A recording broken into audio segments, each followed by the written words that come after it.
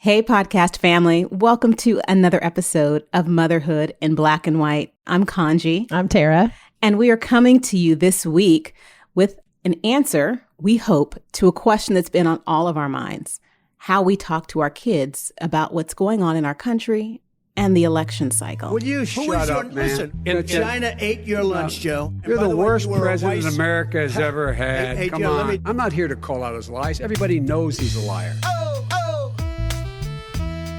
I'm speaking.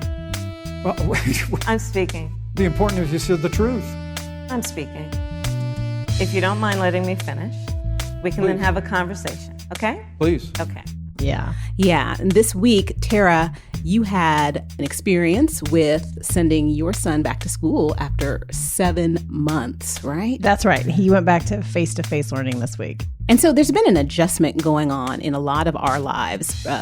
What's going on with the news cycle and elections and face-to-face learning versus virtual learning and remote learning. How has the adjustment been in your household sending him back? Going back to face-to-face it's been good so far. I dropped him off that morning, and then when I picked him up that afternoon, he did seem pretty happy.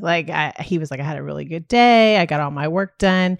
He and I had been running really hot with each other for the last couple of weeks, so it was right on time. And he really enjoyed it. He seems really good with it. So I still have some anxiety about it. It still makes me really nervous, but I just, one day at a time will be better. We take it one day at a time, and we keep hashtag doing the best we can. That's right. Yeah. And with Gage going into fourth grade, you know that you were entering this new cycle, right? Yes. Yes. So kind of gone are the kiddo days now that he's like a young man, and he's tall for his age. He's a big kid. He is a big kid. And I don't know. I don't know if it's because he's eaten way more during the pandemic. I mean, it's not that he's gotten heavy that way, but it just seems like this year specifically, his 10th year, he's changed. Well, that's because he's approaching puberty. Yeah. Yes. And so this year and next year at school, he's going to be having the talk, and you and your husband are going to have that puberty talk with him, right? Yeah. And I can't really think of anything worse than having the puberty talk with a child. Have you guys not approached the topic at all yet? Oh, we did. Oh, you did? Okay. Yes, we have. And I have made it sound so terrible that Roman is disinterested in everything, because I've approached it from the clinical perspective. Yeah. It's like, these are the clinical terms for everything that's going on with your body. Right. And he said, well, Mommy, where do babies come from? Uh-huh. I said, well, we have to start at the very beginning. We're going to give all the way. We're going to give all of the details. Back. That's right. But what we say to him when we have the conversations, and I don't use baby words. They say, these are what the clinical words are for these body parts, and this is what's going on, and it's a normal biological function. And his eyes start to roll over the back of his head. But I also preface it and say, these are conversations between daddy and you and me. Yes. You do not have these conversations with your friends, because that's a conversation for them to have with their parents, right? So I'll tell you a funny story on that topic. We have had some of those conversations already. And the way that it came up is that we were driving to basketball practice, and Nelly's "It's Getting Hot in Here" was on. And Gage goes, I know what that song is about. And I was like, what's that song about? And he said, SEX. And I said, what do you know? We had this whole conversation. I mean, it's interesting what they're already talking about. And it's also interesting your taste of music around your child. I mean, if there's going to be a segue, it's going to be my music choice. He's going to use Nelly. Perfect segue. Nelly is the third parent. That's right. So with Roman, he started getting on this kick last summer where he said, that's what she said. Oh. That's what she said. And he would elicit laughter when he said it and didn't understand why it was funny. Yeah, right. And one time we were at a friend's house at a barbecue, and Kool and the Gang's Get Down On It came on. And I get down on it. And in between, without missing a beat, Roman said, that's what she said. And every adult in the house started laughing. Yeah. And he doesn't know why it's funny. He still doesn't know why it's funny. Attention. Yes, he got exactly. That's how kids are. So sometimes they don't know what they don't know. And what they know, they learn from us. Right. Yeah. So talking to kids about their bodies and biological changes. It's a lot. But what's even worse and what's even more is talking to our kids about what's going on with politics right now in our country, because we are just so divided. It's uncomfortable. It's uncomfortable. Yeah. And so to navigate the conversation about how we talk to our kids about politics and the election cycle, let's bring a guest into this conversation who is actually qualified to talk about this area. I realized after Gage had been home for so long that I really relied on school to have those conversations a lot. So I'm excited to have our guest on today. Today we have Jenny Gomez on. She's a licensed professional counselor, and she specialized in teens and children for several years. And now she's a mental health consultant for a law firm. Fantastic. Yeah. Jenny, this is Kaanji. Welcome to the conversation. Thank you. Thank you for having me. Thank you so much for your willingness to come on and to share your insights with us. Is it safe to say that this is probably an area where parents struggle a lot with talking to their kids about what's going on with the politics right now? Yes, I think that is a very fair assumption. Yeah, there's a whole lot outside of just the politics. I think news cycles and specifically 2020's got plenty of information to share. And I know Kaanji and I have talked about this in the past with my son. I'm not always great about bringing it to him. I kind of wait for him to come to me. And do you think that's something parents struggle with, like how much to lay at their kids' feet? Yeah, I do. I think that's a good point. I think that there are some topics that as parents, we don't feel very equipped or comfortable talking about. Yeah. And so we kind of dodge that conversation and think, well, if they're not bringing it up, then I'm not going to either. The other reason for that is there's some topics that parents, all of us, are unsure, like, should I open this can of worms? Like, should I introduce a topic that perhaps they're not worried about? So do I need to create an issue for them if there isn't one already? Yeah. And so I think for those couple reasons, parents do kind of struggle with, when should I initiate a conversation about a topic if my kiddo hasn't brought it up themselves? And how do I do that? And then if they do bring up the topic on their own, how do I respond? Yeah, so let's maybe break that down a little bit. If a kid has not brought up this topic, what would you suggest parents say to their kids? And maybe we break it down even further and talk about kids by age group. Is that something that you would suggest, that there are different conversations that one has with younger kids versus middle school age versus high school age kids? Completely. I do think it's very different. I think the decision as to whether or not to discuss and have these discussions with your kids is age sensitive and developmentally sensitive. And then how you go about having those conversations and the words you use and how you approach it is definitely a developmental issue. And so if a kid hasn't talked to you about what's going on, what would you suggest that a parent says to these kids about, they're seeing long lines around the block as we're driving them to school. Mm-hmm. They're hearing people in their classroom talk about their parents early voted yesterday or last week. What would you say if they haven't broached the conversation with you? What kind of advice would you give to parents to bring the conversation to the table?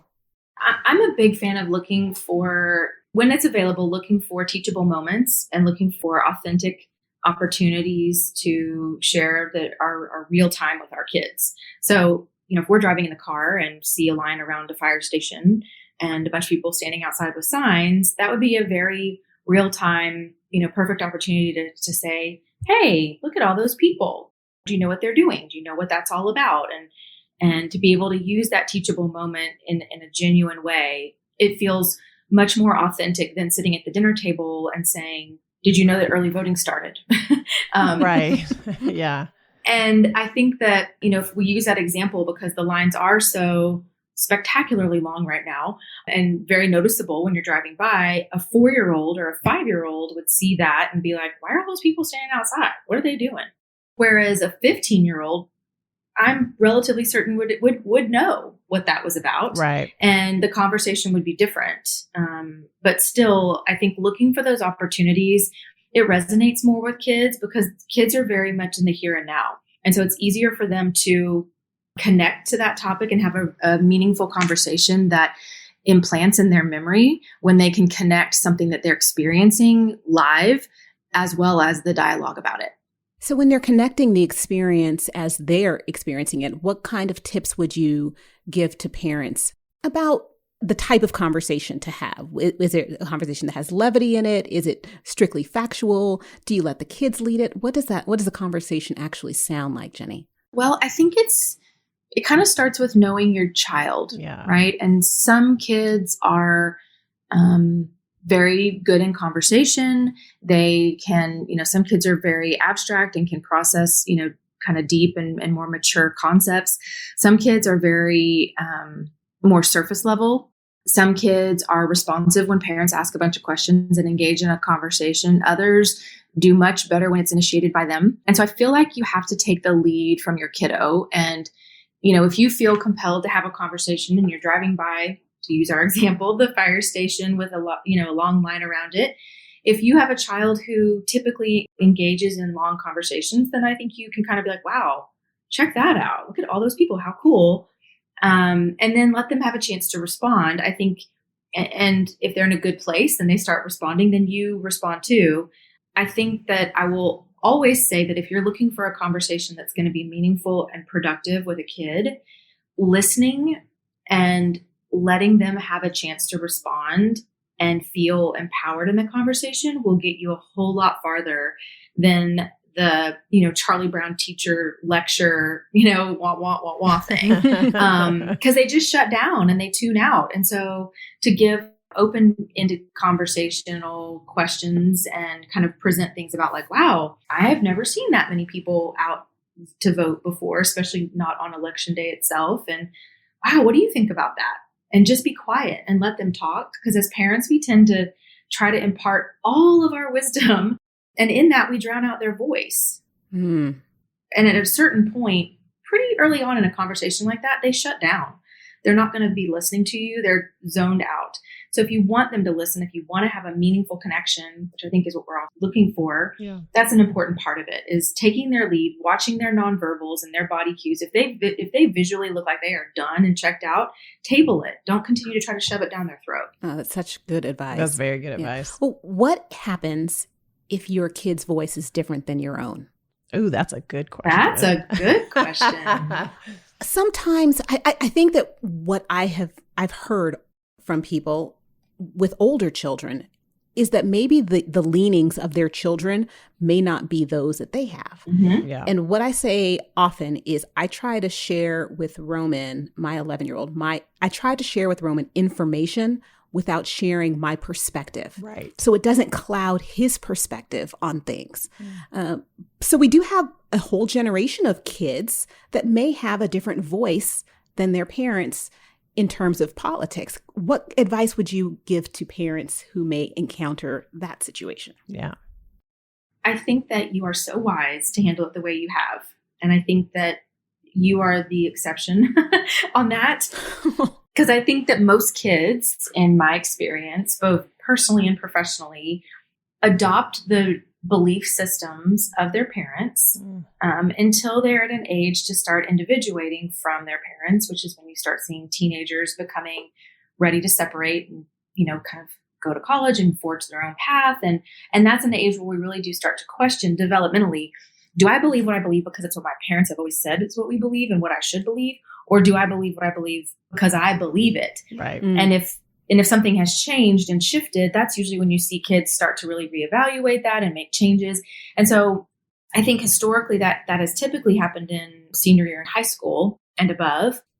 I think because of social media and the exposure our kids have to information. Yeah. I also think that given how publicized, how polarized, how talked about politics are right now, kids are talking about it more amongst each other. Yes. Right. And most kids I'm aware of are adopting what their parents say. I have had a couple kids that I'm aware of who have kind of made their own decisions and do have a differing opinion from their parents, which I think is pretty unique and pretty cool for that kid just to be able to say how they feel. And I also think it's a reflection on their parents that their parents are able to hold space that my child and I can have a difference of opinion on this and that's okay. But I think as a parent, you have to take a step back and go, okay, well, what is my big picture goal here? As a parent, we want our kids to be healthy and well-adjusted and be intentional about making good decisions and thinking through things. And if the place that they're at currently doesn't match up with your political beliefs, I challenge parents to be able to take a breath. It's not the end of the world and it's going to be okay. And also to realize that especially with adolescents, they are the best at engaging in power struggles. Yeah. Yes. Contrarian. Yeah. If your ultimate goal is for your kid to be on the same page as you are, if that's your goal, getting into a power struggle with them during adolescent years is only going to self-sabotage your goal. Yeah. They'll just Jenny. dig in harder. Jenny, we probably should not say this with both Tara and I on the verge of having adolescent kids. Scaring us off. Don't scare us. But what you just shared with us, and we touched on this a little bit earlier, we have this playing out in the media with a kid who's on TikTok who is very publicly asserting her independent viewpoint from her mother, Kellyanne Conway, even also from her father. Yeah. Mm-hmm. And we see this, and I think a lot of what you said just resonated with me now because she's an adolescent, and that's a lot of this power struggle. She's doing it publicly. She's asserting her own beliefs, and some of what should be happening behind closed doors is not. Mm-hmm. Is there some advice that you can have with parents? And before you joined us this evening, I shared with Tara that when I have the conversation about boys' bodies with my son, I make sure that we say, this is a conversation we keep behind closed doors in our house. Right. Like, it's not your place to tell any of your friends what we discuss here. That's for them and their parents to talk about. Mm-hmm. How can we keep these conversations offline or in our homes? Or would you even suggest we do that? I highly suggest that we do that. And again, there's several reasons why, but one of the reasons is that this election season, and I think this season that we're in right now, 2020 and all the glory, is that everybody's so dug in, right? Right. And people are very passionate and some very aggressive about their beliefs. And so it kind of goes back to the old adage of, you're most likely not going to change my mind, and I'm most likely not going to change your mind. Yeah. And so getting into a aggressive or heated or potentially escalated to an ugly conversation is ultimately not going to be good for our relationship and not really productive. Every now and then, there's an opportunity, I think, to connect with somebody and really ask helpful, interested, I really want to understand your beliefs and why you believe and how you can, how do you see these things fitting together? And I think that I'm thrilled when I see that happen. I saw it on my cousin's feed the other day and I had to go back and read it like 3 times. Like, did that really happen? Like, the way that went down was so healthy and appropriate. Yeah. I never see that. And so I think that when you have conversations about politics or some of the very strongly held belief systems that are being discussed a lot right now, people feel very passionately about it. Kids overhear it, or they're part of the conversation directly. Yeah. And then they regurgitate it. But they do not have the developmental construct to be able to handle what may come their way when they put it out there. And they also may not put it out there with much grace because they heard a passionate conversation happening with 2 like-minded parents probably at the house. And then they go to school and share it with that much passion to a crowd of people they may not have a shared belief system with. And so it may come back at them. There may be significant backlash. Mm-hmm. That's one reason I think it's just not helpful. And the other thing is, most adults, the vast majority of adults, really don't understand the complexities of a lot of the political issues on the table. Obviously, there's ones that we do understand that are much more clear-cut. I don't know that most adults can explain the Electoral College and how the electorates are chosen and how the numbers are picked and why the census matters for that and how all of those things tie together and the branches of government and how you pass a law. And so when you have kids throwing out these big things that they don't understand, then it gets sideways and ugly and hurtful and can hurt relationships. And then you have these kids that have just thrown out a bunch of political statements at each other, and then they all just sit there like, I don't really know what to do with that because I don't even understand what I just said myself. It's just not helpful. Now, I would say if it's a 17-year-old, 16-year-old, then I think you help them address that differently. But I think the important thing is to tell kids, look, the beauty of our country is that we get to have our own opinions. And right or wrong, good or bad, however we want to see them, we're entitled to our own opinion about that. But so are the other people that don't share our opinion. And getting into a heated debate isn't going to be productive. And so, I try to use the filter of how is this helpful? when I'm having a hard time making a decision. Like, okay, how is this going to be helpful? And Yeah. if I'm having a knee-jerk reaction and want to go do something, like, okay, stop. Is this helpful? Like, how is this going to be helpful? How does this play out? And I think that's a good thing to work with kids on, because kids tend to be impulsive of, okay, your friend just made a comment that hurt your feelings or made you upset or questioned your belief, and you're going to knee-jerk react back with another statement. Pause before you do that and think to yourself, is what I want to say right now going to play out in a helpful way? How is this going to be helpful? And if it's not, then stop, Yeah, definitely. Jenny, that advice about prefacing some of your statements or actions with, how is this helpful, or how will this be helpful? That's relevant for pretty much most conversations. And I think a lot of my Facebook friends probably should we could all try that filter for sure. Not just for kids and parenting with kids, but even when our conversations with our spouses, we look at them and say, how is what we're doing helpful well, to the situation? And while you were talking about that, answering the question about should we tell kids, these conversations are for home. And I can say I was curious about that, because I think, and maybe this just could be my background and it's not being raised by wolves or whatever, but there is something to be said about if somebody asks your opinion, you're free to share how you believe, but not necessarily that you need to tell everybody else how you believe if they didn't ask. You know what I mean? I feel like there were messages like that when I was a kid, and I was quiet for too long. Like I never came out of that, where I started to share, things I thought or the way I felt. And so I was thinking about that when you were talking, like how I would translate that more moderately, with my son. And he and his friends talk. I remember the 2016 election. He was 6 and he came home all the time talking about the election. They were talking about it. So it was really interesting.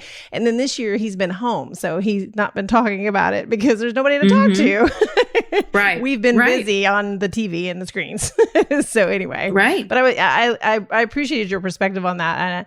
And I think you're right. I think we have to kind of teach a moderate approach. How is this helpful? Was I asked? Is this the conversation? Is it relevant? You don't just walk around spouting rhetoric for no reason. Right. And we've had to teach our kids that you have to kind of know your audience, because at the end of the day, I want them to be able to speak their truth. Yeah. But it's safe. I want it to be done and helpful. Yeah. I feel like I have to protect them because in the last election, there was a lot of talk about it in my kids' schools. And I had a 5th grader who was horribly anxious and devastated because she thought that my husband's Hispanic, born in Dallas, Texas, but he's Hispanic, that he was going to get deported and sent over to the other side of a wall, right? Because the kids at school had told her that. Yes. Build that wall. Build that wall.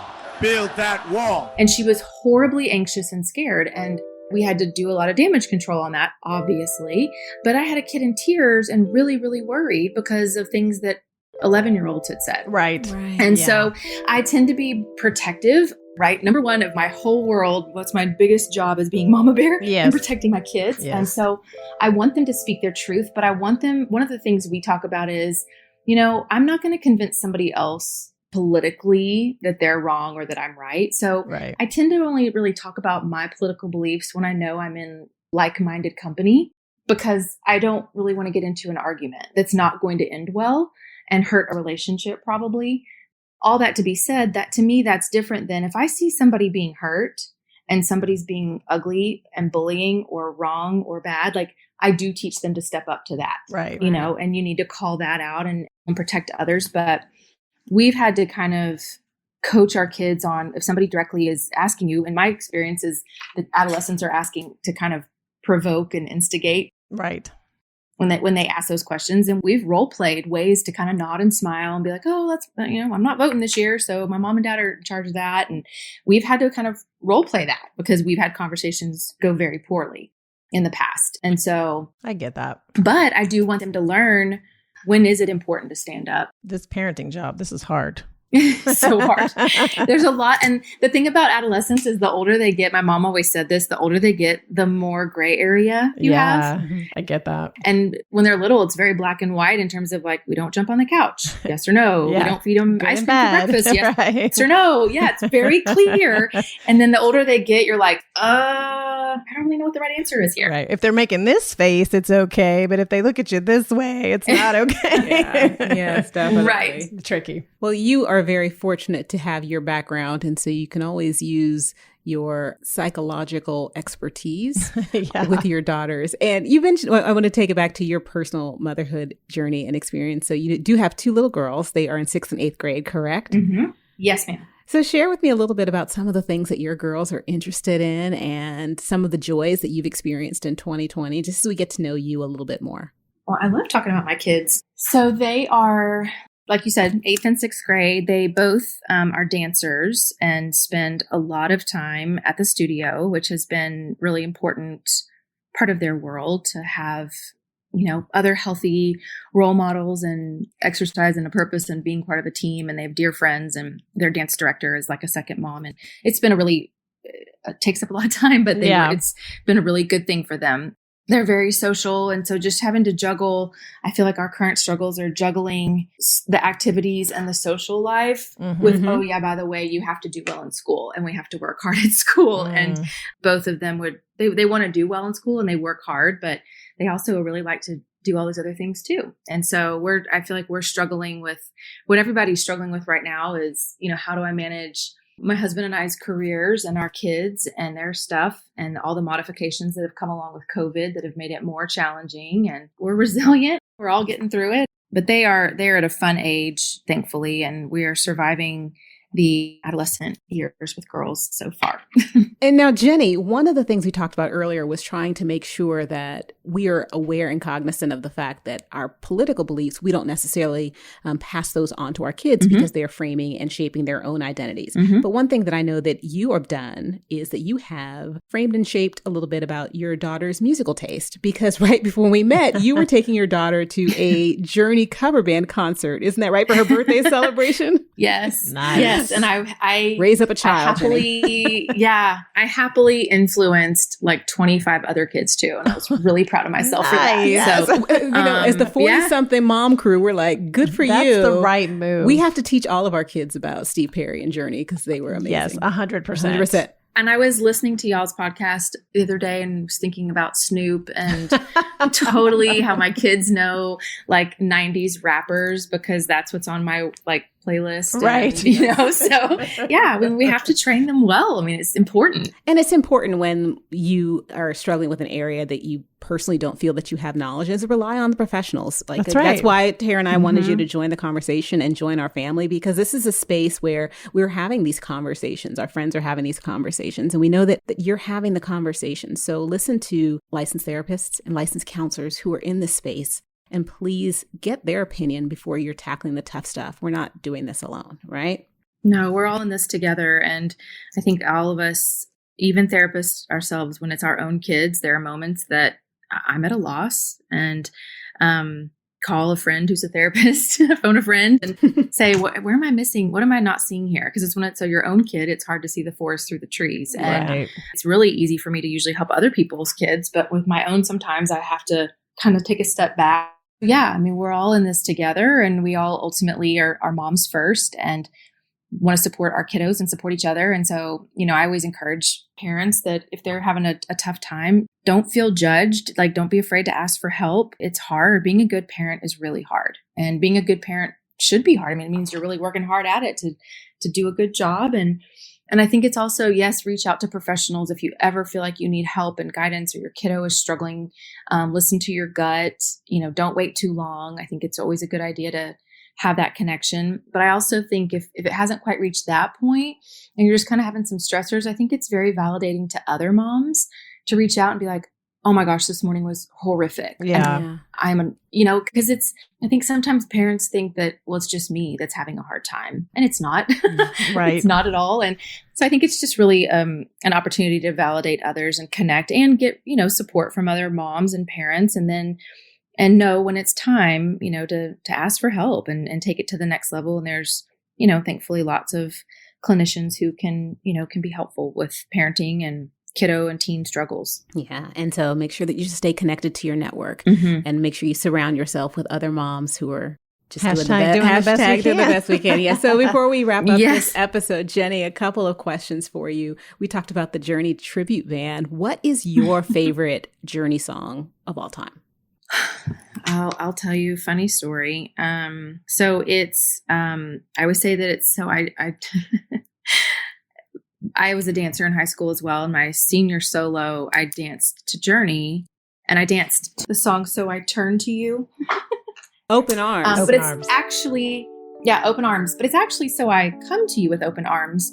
But I was so proud, and it went on for a good year before anybody corrected me. And I would always brag of that I had choreographed my solo to include a turn where he says, So I come to you, but I thought it was So I turn to you. And I was so proud of myself that I built this turn in there. So every time that song comes on, I go back and it makes me laugh really hard. So yeah.